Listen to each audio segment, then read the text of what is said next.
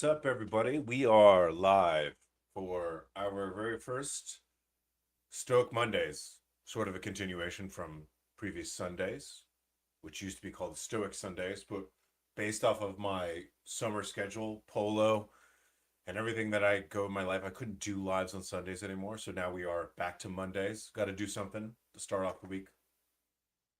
Either that's for you guys or more of it's for me. It doesn't matter, right? We're here, we're doing it, we're live, and we're gonna talk about some stuff. All right. So the video that we released this weekend, before we get into the stuff that the main topic of today's discussion, which will be the ridiculousness of what's going on with the WNBA and the two former NBA players who just announced that they will be available for the 2027 WNBA draft. Before we get into that, we are going to talk about the video that I just released this past weekend, which was our video about the SEAL community. And I reacted to two clips, one of Sean Ryan with the Tucker Carlson show and Andy Stumpf talking to Mike Ritland. Right. And before anybody gets into here and was like, well, Sean Ryan's going off the deep end, he's tinfoil hat, he's Candace Owens, Tucker Carlson crew. Right. It regardless of how you feel about his specific feelings about what's going on right now, it does not invalidate about his thoughts about this particular subject, but he's not wrong. Right. There have been a lot of things going on in the SEAL community that have not exactly been the greatest. Oh, you know what? I think my mic's all fucked up. Let's fix that. Can you hear me? All right. Can you hear me? I don't know why it keeps doing this. All right. If you guys can hear me, just let me know. For some reason, the mic is being all super weird again. I don't know why it keeps doing this. What do we have on a mic? 40. All right, I think we're fine. Anyways, so we're gonna get into this, essentially this WNBA discussion. Yeah. So it's gonna actually be really hot. So my air conditioning can only do so much in this Virginia heat. And we're going to see how long the camera lasts as far as temperature goes today. Because it definitely, on the days where it's hotter, it definitely does not last as long. All right.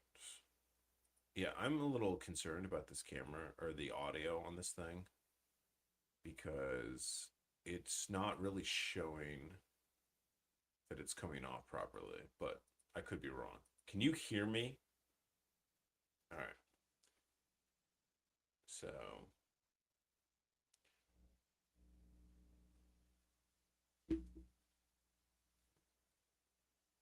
all right, so let's get into this. We are going to cover a couple different things, but mainly we're going to cover this whole WNBA thing. All right, let me pull this share screen. All right, so if you guys have not seen this, right? Let me explain what's going on right now. All right, let's play. Let's do this. I'm a woman. I identify as earlier this week I made the announcement. I'm transgender. I'm a woman. I identify as sometimes identifying as a woman for purposes of basketball, professional basketball. So I'll be declaring for the WNBA draft in 2027 as well. I mean, I think I'd be unstoppable, but I'm a team first guy. I'm a pass first kind of player. I do the little things. I led my team in all 5 major stat categories at Iowa State University. So I do a little bit of everything. I'll do whatever the coach needs me to do. I'll do whatever the girls need me to do. Respect. I think the WNBA could come out and make a definitive statement about guys with a pair of balls playing in the women's association. But hey, that'd be probably too much like right. So, and I don't want to be discriminated against. No, I want fair treatment. I'm a black I'm a young black, hopefully United States senator that would like a fair chance to participate as a sometimes identifying as a transgender woman athlete. It's beautiful. I respect it. You know, look, all he's asking for is some equality and, not to be discriminated against. And, I respect it. So, and then if you haven't seen, um, so that's Oh, earlier Royce. this week I made the announcement. I'm Yeah, so that's Royce White. It is, that's former NBA first round pick, Royce White, you know. And here's a picture of Royce White with his first wig. He's ready to test it on the court. It's his feminine era glow up. So, I respect it. So, all he just wants to do is play some hoops with his fellow ladies and, ladies' choice. You got to respect it. So, and then we got, I may could be butchering this, Ines Cantor, right?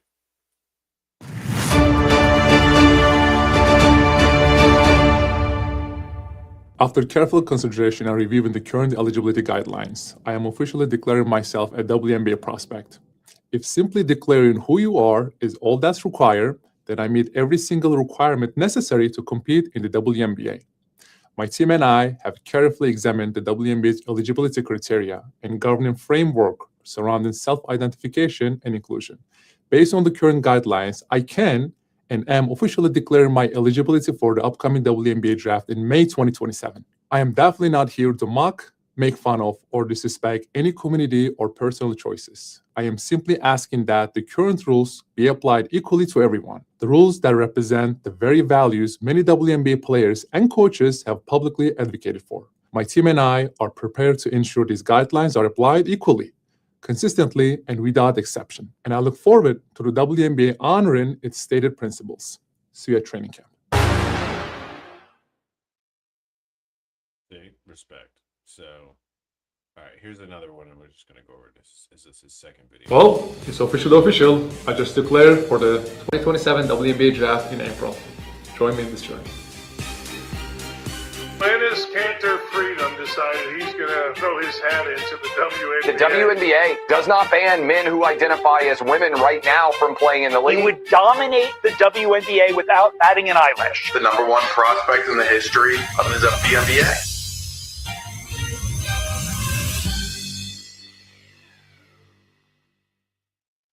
Well, it's official. I just declared for the 2027 WNBA draft in April.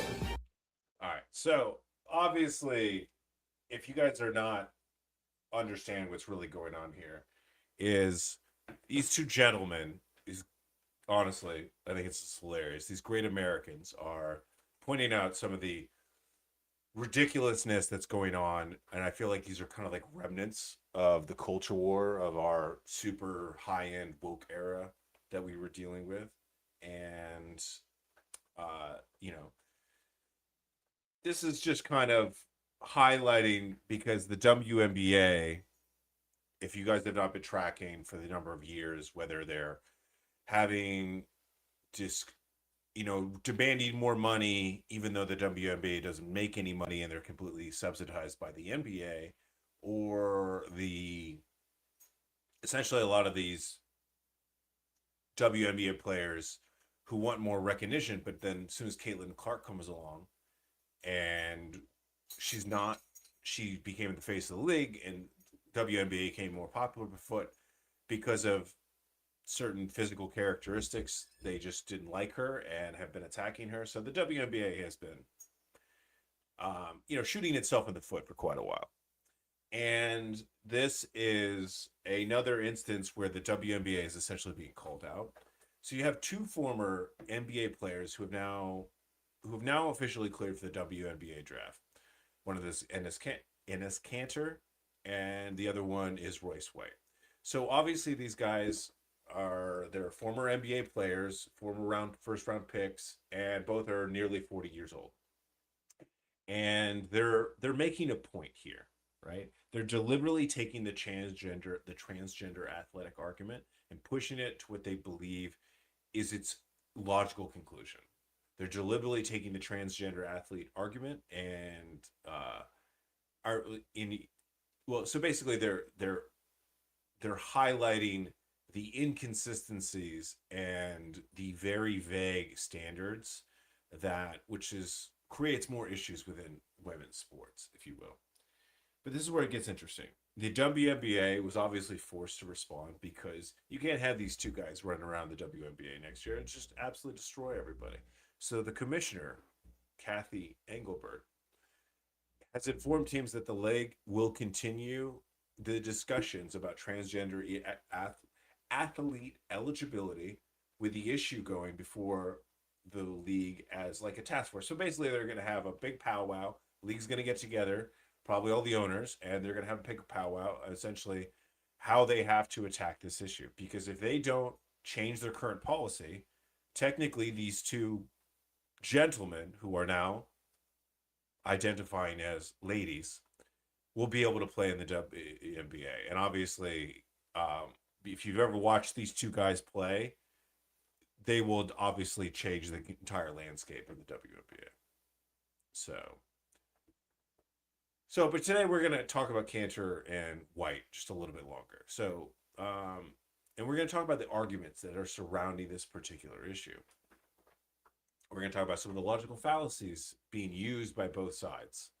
And ultimately, I think we're going to discover that this isn't really around the WNBA. This is about a much bigger thing, I think, existing within the culture wars that are going on right now. Because when biological sex and gender identity conflict, which one should institutions use to establish boundaries? It's a valid question, right? Well, it's a valid question for some. For some of us, it seems like it's a foregone conclusion. That's like a logical certainty, but not everybody thinks the way that we can. And we have to try to understand the other side of the argument, even how ridiculous you might find it. So let's just give it a shot. All right. So what actually happened? So let's establish the facts first. Enes Kanter Freedom played for more than a decade in the NBA. He was a legitimate NBA big man, like big star. He's now publicly declared himself for the 2027 WNBA draft as a challenge to transgender eligibility rules because it's extremely vague. And he has officially today submitted his actual declaration letter to the league. So then the former NBA first round pick Royce White announced he intends essentially to do the same thing. And if you can't tell already, like, this is a bit of a stunt, right? How far this gets taken is completely up to the WNBA. So we will see. I think this is hilarious. I'm all for this because I think it's just anytime that we can highlight the ridiculousness that it goes on, whether in our government or specific institutions, I say fucking do it. Let's call out the fucking crazies. We got nothing to lose. Plus, that shit would be hilarious if they actually stuck to, like, the WNBA base has to admit that they were wrong. And we'll see how far their pride will get them. If not, we might see these two gentlemen destroying, right? Not physically beating up on these women, but destroying these other ladies within the WNBA.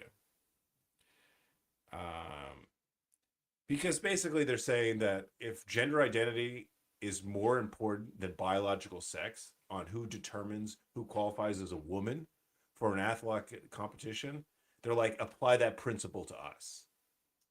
And so we will see what happens, right?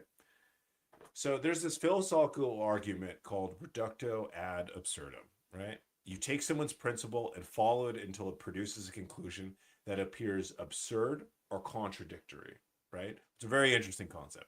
That's essentially what Cantor and White are attempting here. Their argument is if biological males can become eligible for women's sports based on gender identity, then what prevents a former NBA player from doing precisely this, right? And there's been so many instances where we've talked about this. There's a whole bit that Dave Chappelle does, right? Let me see if we can pull it up.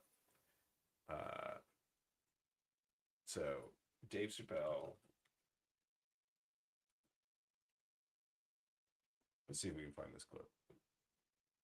There we go. Okay, say say LeBron James changed his gender. You know what I mean? Okay, can he stay in the NBA or?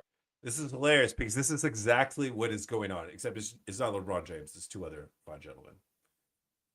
Because he's a woman, does he have to go to the WNBA where he will score 840 points a game? What does it actually mean to be equal? You know what I mean? Like, women are actually equal to men, then there would be no WNBA, would there? You would just be good enough to play in the NBA with us.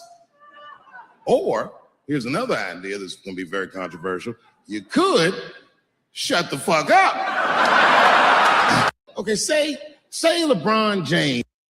All right, so obviously, you guys get the picture. So, all right.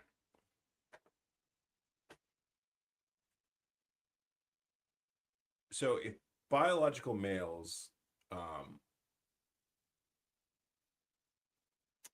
so the point is that this whole thing is just absolutely ridiculous. Like, so when you encounter something like this, right? Like, where exactly is the boundary? Like, do you believe that Cantor shouldn't be eligible? Like, what disqualifies him? Biological sex, male puberty, hormone levels, length of transition, physical characteristic, gender identity, something else, whatever. To basically define the rule, right? Because what they're pointing out is, for if you guys have not been watching for the last, like, 5 or 6 years or however long, like, especially I think with this started with the whole Leah Thomas thing, and what's her name, the blonde chick who like had to swim against Leah Thomas, whatever. This issue has been going on for quite a bit, right? They're like, okay, well, she identifies as a woman, right? Well, what if he still has his balls, right? Or like, when did he decide, right? Like, there's just because he identifies, right? And there's been multiple instances where people have like I've seen this in the weightlifting, where they're like, a guy will just suddenly be like, hey, I'm in the women's category. He literally went in and then it broke every single female record. And he was just a dude. He was a male weightlifting coach, and he was just like, hey, I identify, right? And based off of the ridiculous policies they have, they couldn't stop him. And he went and broke every single female weightlifting category or record. So, so we also need to be fair, right? For a second, we're going to look at the other side of this argument. So if Cantor's argument is any man can simply say he's a woman today and immediately complete tomorrow, then that could technically be a straw man argument, right?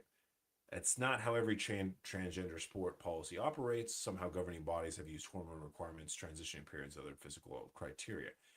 And some organizations have now moved in the opposite direction entirely. The NCAA's current policy, for example, states that athletes assigned male cannot compete at women's teams, right? So this whole thing, so obviously some of the sports and some of the industries within women's sports have woken up to this, have already made rules. And one of the first things that Trump did when he came into office is he made a law saying that, basically defined what a woman is, right? To much the dismay of the left. In this particular situation, for example, the college NCAA, the college has basically defined the rules, but a couple people that are like remnants of this culture war, and people who are holding out, if you will, are the WNBA is one of these organizations, right? And I think people that are sick of it, and these Cantor and White are, I don't know if they did this together or one saw the other one do it.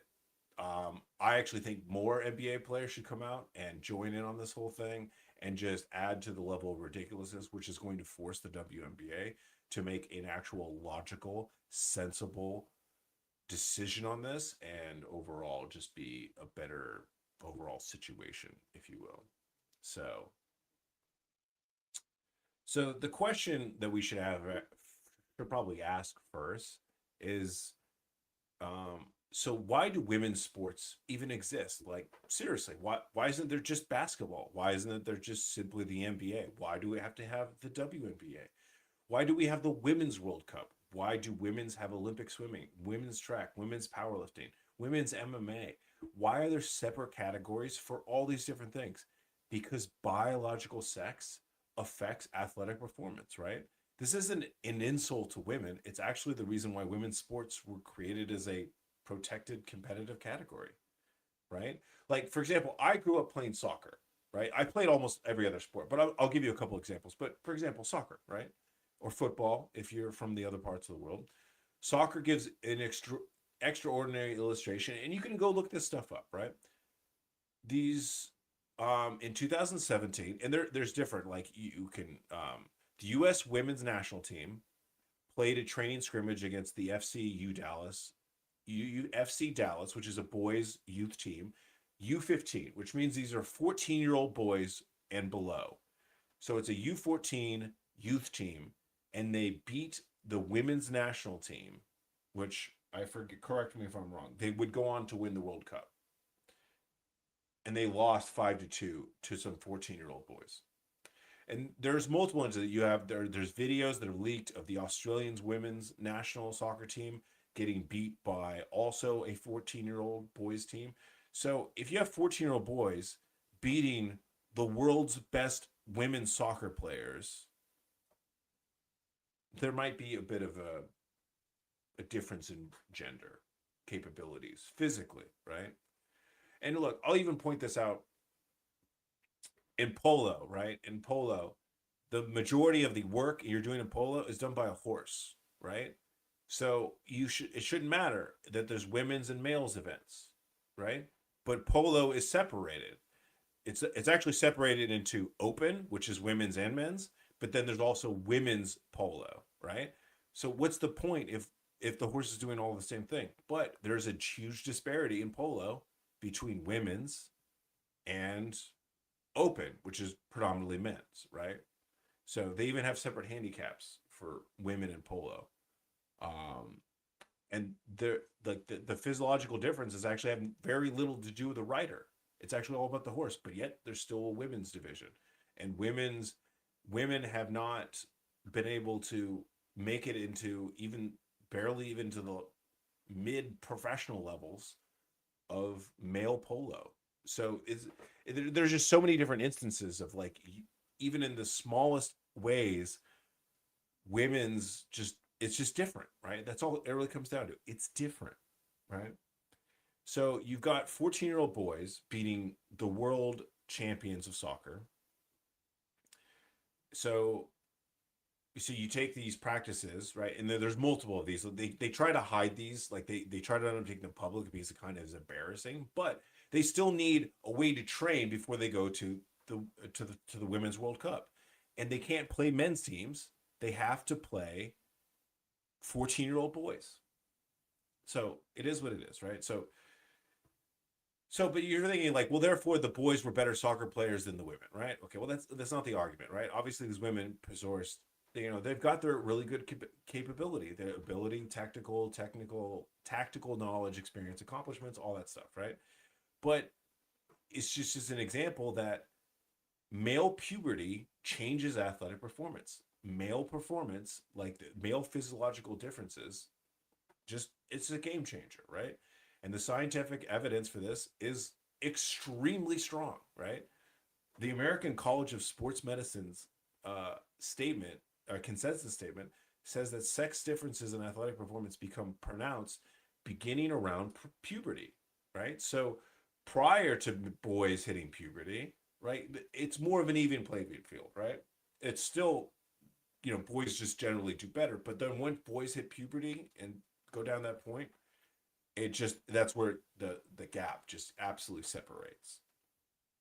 And it's largely because of the substantial increase in testosterone in males, which usually happens around, my camera's being stupid again.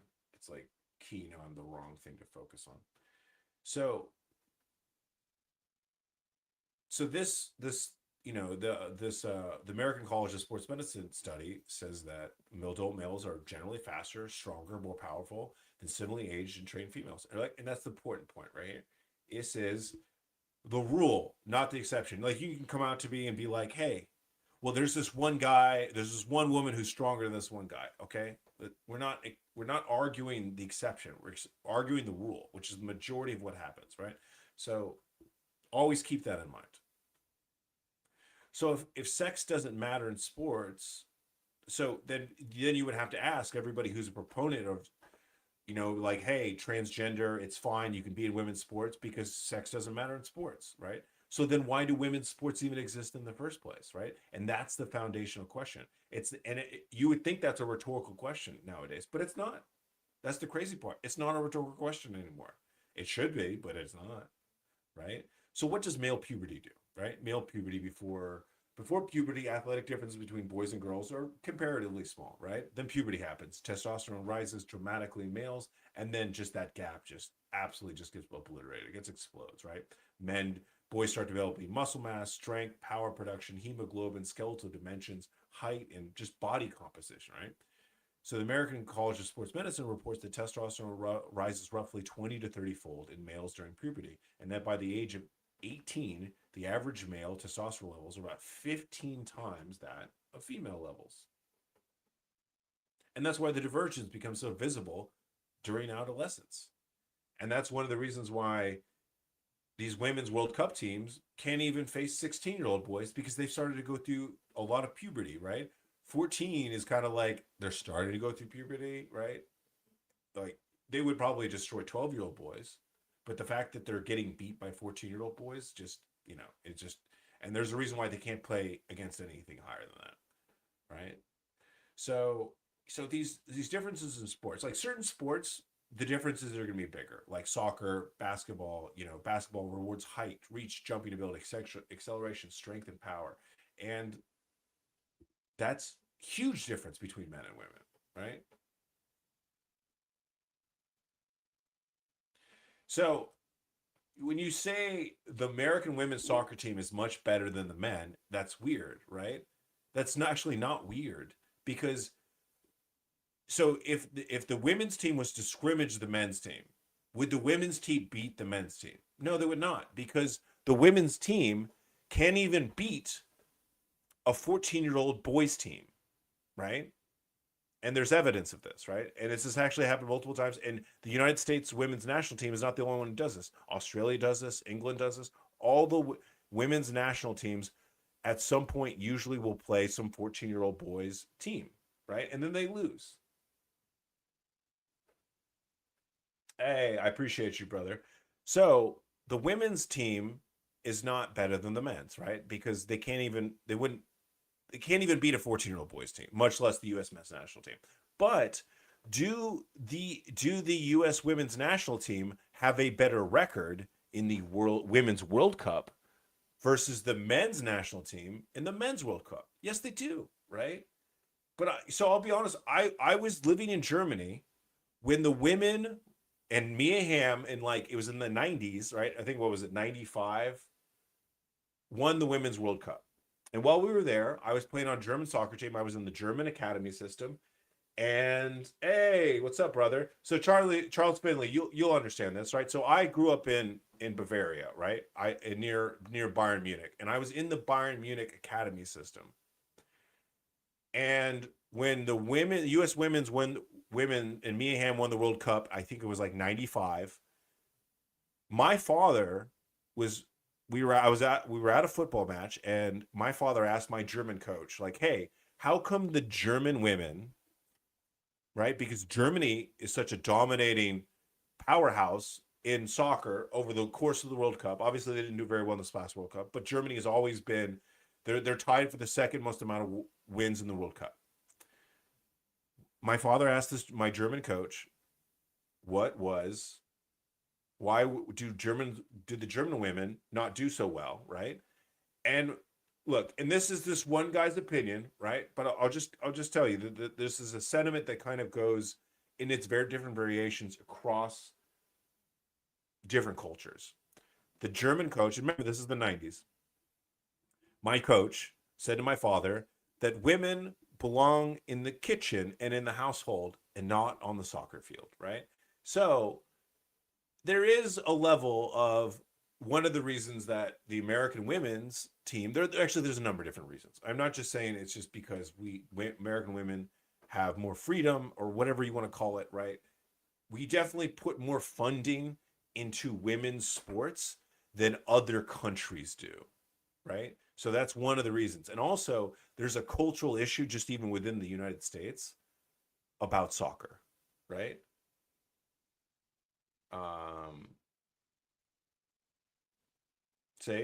I could not agree more with you, good sir. I could not agree with you more. So I actually lived in a small town called St. Leon Rote, and they actually got separated into two towns. I just lived in Rote, which is about 30 minutes south of Heidelberg. Anyways, so yeah.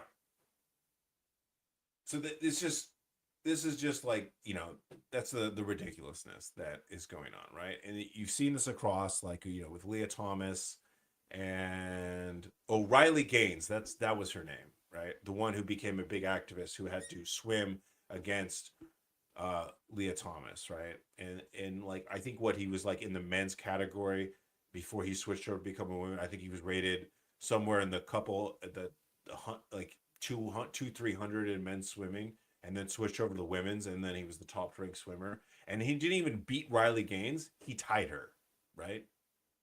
So, you know, there's that. So here's where the debate needs to be more intellectually honest from both sides, right? So hormone therapy changes physiology. We shouldn't pretend otherwise, right? So if you have somebody who does transition, okay, cool. He gets testosterone, right? But does that actually change the performance, right? So if you have a woman, or I'm sorry, like you have a guy,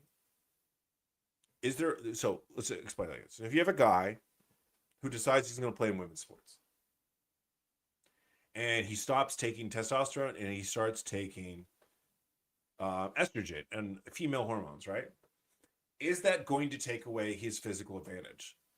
No, it's not, because all those hormones that he's now taking to make himself more feminine is not going to change the decades that his male hormones have been creating his body. Like, for example, men have higher bone density, higher levels of muscular structure. Their muscles are more dense, right? Just because you stop taking testosterone and you start taking estrogen, that's not going to change your bone density, at least not very quickly, and not quickly enough that it's really going to make that big of a difference.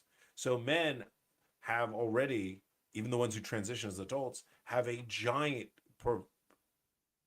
edge on these women, despite even if they take hormones. But that doesn't even matter, because the current issue is a lot of these sports that still allow women trans men to be, or trans women to be in women's sports, is that they just have to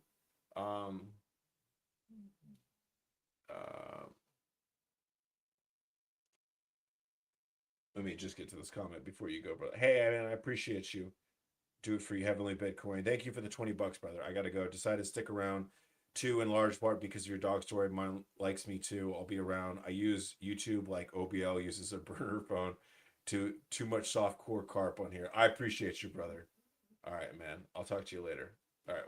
We'll be talking about other stuff like later on. This is just kind of came up and I thought this shit was hilarious, right? So yeah. So that's what. All right, we gotta check the temperature because it's fucking hot. Like, I'm already fucking sweating in this fucking bitch, right? So yeah, we appreciate you, brother. Thank you for the fucking $20, man. So yeah, so there's just so many issues over here, and the fact that we're still dealing with this and how stupid and ridiculous this is, you know, it blows my mind sometimes. I'm gonna be honest, right? You know, I'm a pretty even keel person, and nothing really just kind of gets me or anything like this, and that doesn't make me upset or anything. But this just surprises me that we're still having this argument, right? We're still having this conversation. But kudos to these guys, to Cantor and White, for basically having the cojones, which is funny in this situation, to call this bullshit out, right? So,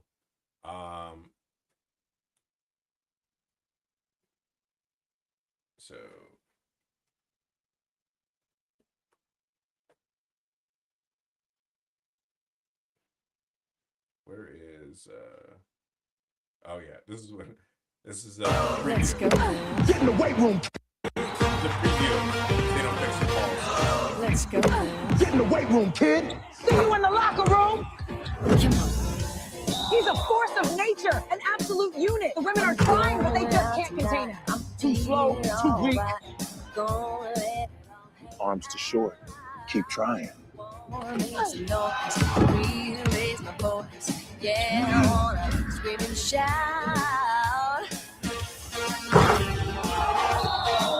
ridiculous. I'm the definition of a woman. That's it. Let me show you how real women ball.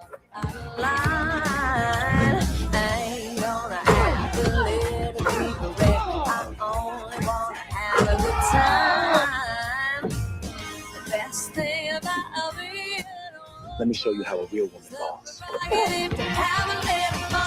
This is the definition of a woman. Oh, they're totally crazy. Looking on my lady. Men, shirt, short skirts. Oh, really go wild. And then in style. Get to the action. I think you guys get the point. All right. So, all right. I think the volumes. Was the volume of the video low, or are you talking about my volume is low? Toro, can we not? He's kicking my. Toro just kicked my thing. I'm in the middle of the stream, okay? You know, these dogs just out here. These dogs out here just running amok, you know. So here, you want to come up here? Here, maybe he wants to come up here. Come here. Come on, big guy. Come on. Come here. He's still a puppy, so we're still.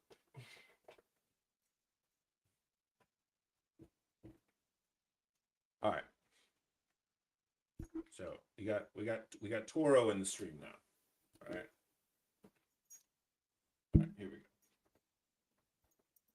All right. So anyway, so let's let's see if this works. All right. So we got now we're just dog baiting at this point, right? We got the dog on the stream. I'm trying to get his head out of in front. Here. All right. We are not set up for this, okay? All right, there we go. Okay. Anyways. Do boxing next for me. Yes, so he is a pit bull. He's probably about 30 pounds, and he will probably end up being, my guess is 55 pounds. So his name is Toro, right? So it's both Spanish and Portuguese. The only difference is how you spell it, right? So Toro is Spanish or Portuguese for bull because he's a pit bull, right? You can't tell from like the part of his face or this head, like this is a very pit bull, like cranium right here, right? So my previous dog Callie was a pit bull, and so they're very, but he's good. We got him from a shelter, and he's been. Oops, I think there. We got the mic all the way over here. We're gonna have to come up with a setup, right? We might have to change the studio around just so we can have our little guy be in here more often. So just because he sits at my feet, and he likes to occasionally with his foot kick the camera. So yeah, so that's his name. We came up with it. So he's 7 months in training, and I'm training him how he's already met the horses. He's been around the horses, and he likes the horses. The horses like him, and yeah, we're doing off leash training. So he's eventually going to be he's going to run with the horses. He already hangs out with them already. I was going to start releasing some videos of him meeting the horses and going to polo. He's already been to polo a couple times, and he's already a fan favorite. Everybody really enjoys him. So yeah, but so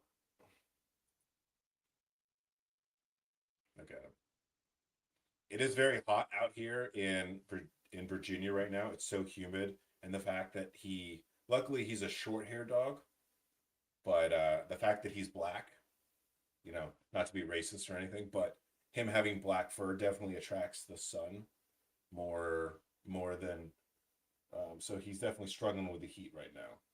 Luckily he's not a long-haired dog. So but yeah.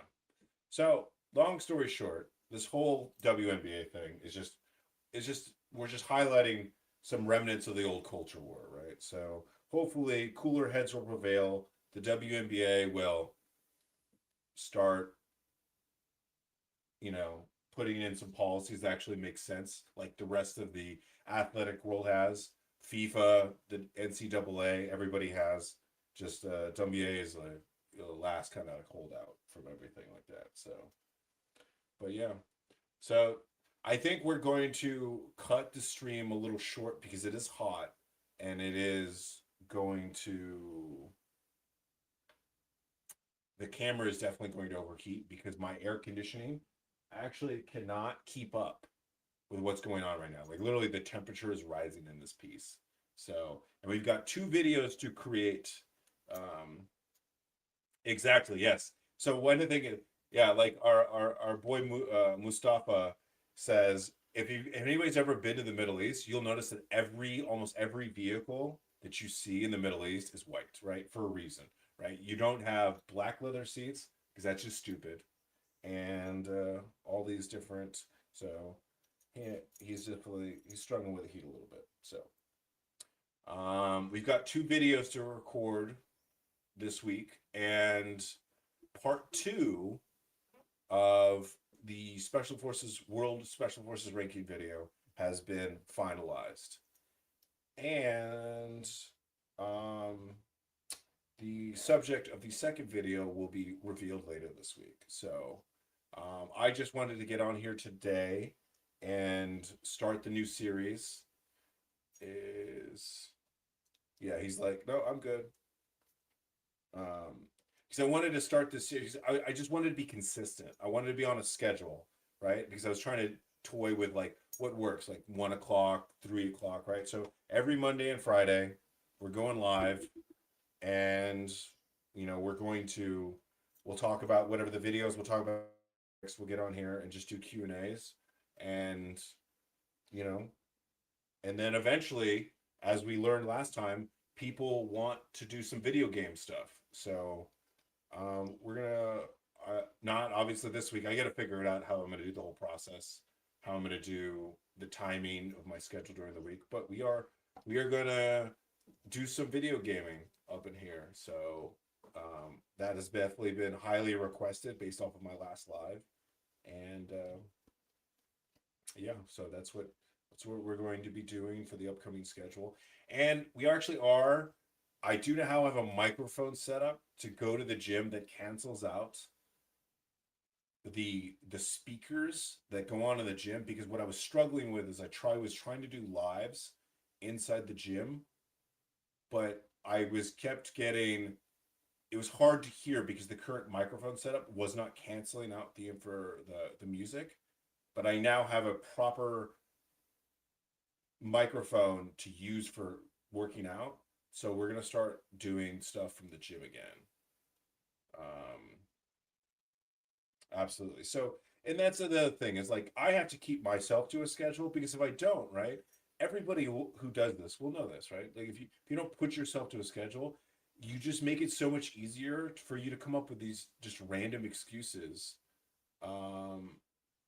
about, you know, just like, and then not necessarily be as consistent in getting everything that you want to get done, versus when you make a schedule, and especially when you have other people who rely on you. Like that's the best part of these lives, right? If I get enough people who like these lives and like to see them, you guys also help me to stay consistent. So yeah, it's you know, there's many different mechanisms that you can use. So what is my favorite SF TV show? So I will tell you guys that I'm just gonna let him lay in the lap. So a lot of people keep asking me about the lioness. So I told somebody on the live last week, because I got asked like 3 times about the lioness on the last live, that I actually started watching the lioness this week, right? Or this weekend. So I got through episode 3. So I've started watching that show because I think that the whole lioness program is similar to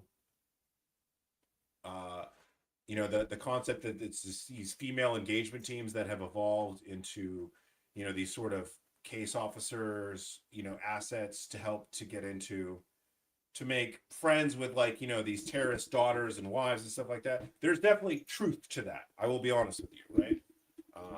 Here, do you want down, or are you done? There are a few things I think that they have gotten right in that show, but there are a bunch of things like with any Hollywood show, right?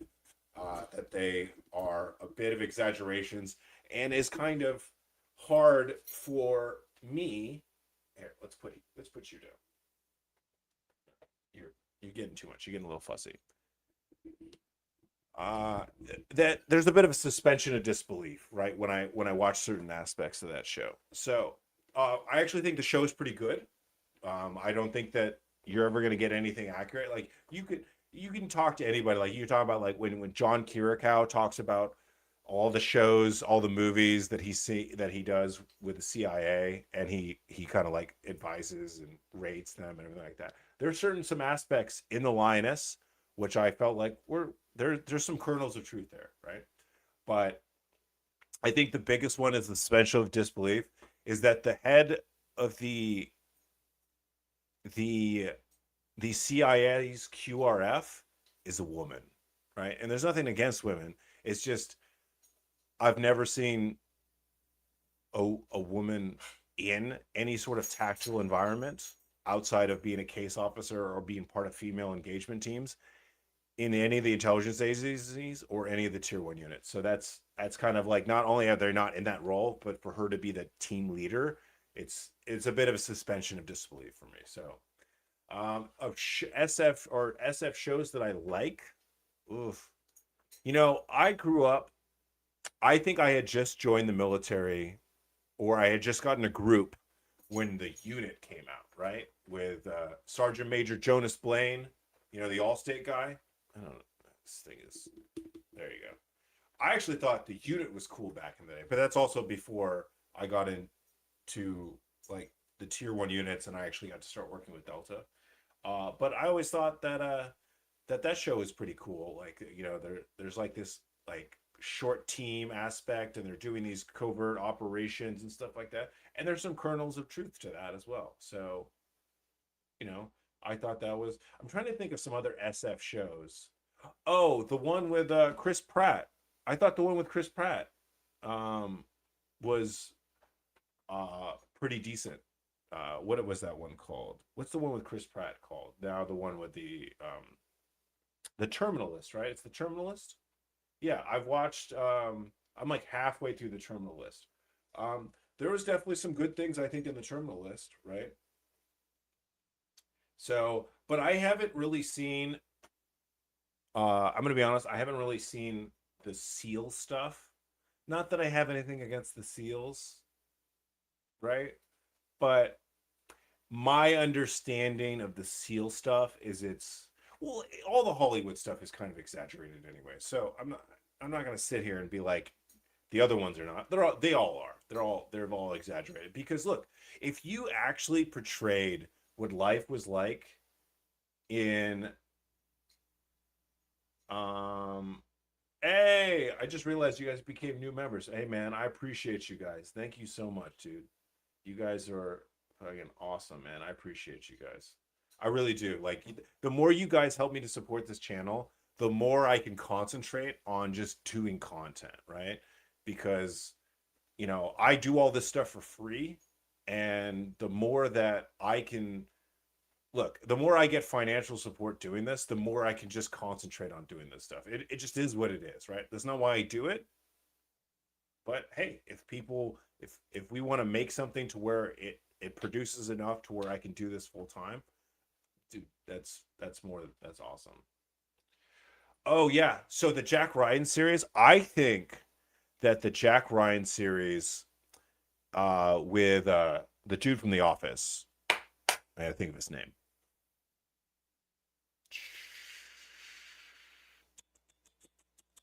The one who married Emily Blunt.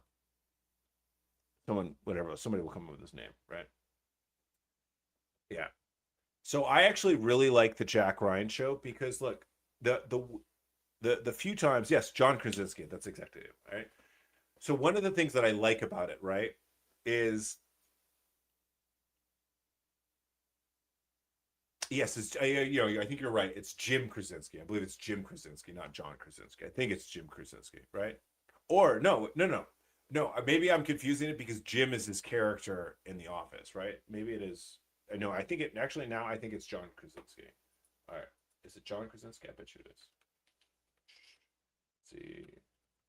Yeah, it's John Krasinski. Yeah, we think Jim because, or you guys think that I'm just jumping in here. Just getting confused. You guys are coming in and I'm like, Jim, that's right. No, that's his name for The Office. Anyways, one of the things I like about that show, right, was I think it portrays certain aspects very well, but also I think I like the fact that if anybody understands the character Jack Ryan for the Tom Clancy novels, you have to understand that he is an analyst.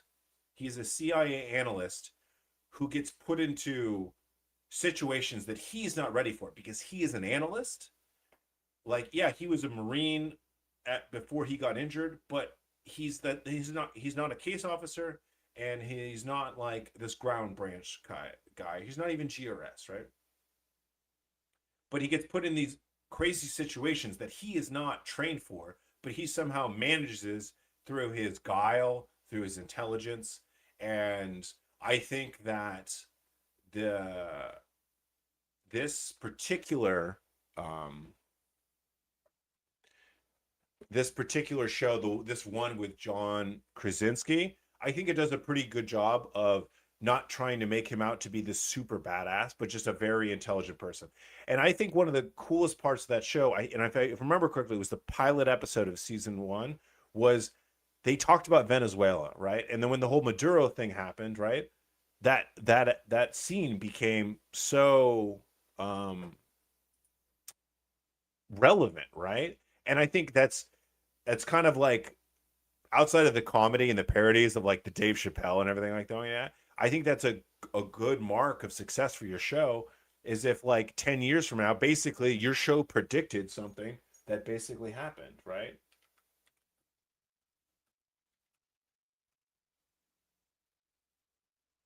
I'm misspelling it. Don't worry about it.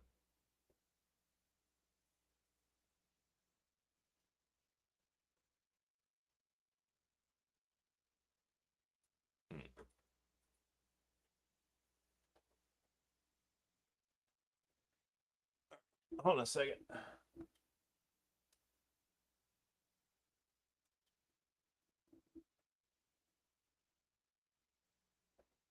right.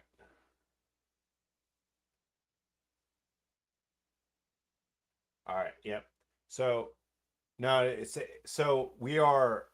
If I mentioned at the beginning of the stream, it's so hot in Virginia right now. My air conditioning cannot keep up, and my camera already overheats.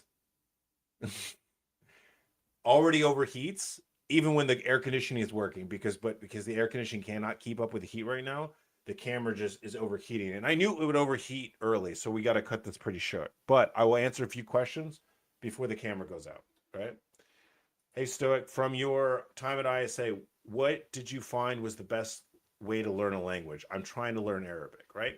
Okay, so one is very important, right? So the quicker that you can get in some sort of immersion program or get in sort of some more environment where you do not have the ability to speak English, right? Like, it's going to be hard, but as soon as you can get, like, either go on a 1 week trip or a 2 week trip, or if you're learning it and you can pay for it, go on some sort of trip that you can be immersed and if you can get in a situation where nobody speaks English, so you cannot even use that as a crutch, that's the best way to learn, right? It's going to be super difficult and super awkward, but when you learn the base of the language and you learn a limited vocabulary and you just kind of like learn how to, and you start to learn how to talk around things, that's when you really start to get good and you're forced to, so immersion, number one, right? And then number two, to become fluent in a language, right? You need to be able to think in that language, right? And that may, if you've only ever spoken one language your entire life, that may seem a little hard, right? And it seems a little weird, but eventually you become so good at a language, you can learn how to think in that language, right? And when you can start to think, that's when you become fluent, because you can be so good at a language, know the grammar, know the vocabulary, but you're never going to be truly fluent if you have to constantly translate in your head every single time. Like when they say something, I then have to translate it to English, understand it, and then realize what I want to say back in English. Then I translate it and then say it, right? You're never going to be fully fluent. You have to learn how to think in that language, right? So immersion and then learning how to think in that language, you'll crush it. Like you can get to that and you'll actually be surprised. Just walked off. All right, guys. So I do still read a Farsi. I actually have Farsi books behind me. The camera is going out. We are I know. Look, you guys are absolutely right. Look, I talk about accountability and I can't take accountability for my camera. So I appreciate you guys. Hey, okay. Yeah, I think I knew that before. I think you've mentioned that you were Kai, right? So I appreciate you guys. I will see you guys on Friday and we will pick up from there. But you guys should be seeing part 2 of the Special Forces ranking video coming out soon. All right. I will talk to you guys later.